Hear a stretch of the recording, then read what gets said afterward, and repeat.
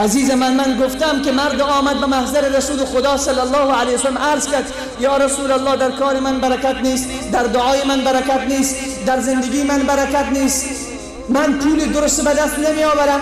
رسول صلی الله علیه وسلم فرمود زن داری؟ گفت بله یا رسول الله زن دارم. گفت برو به زنت بگو که در حق تو دعا کند خدا به تو برکت نصیب می‌گرداند. الله اکبر.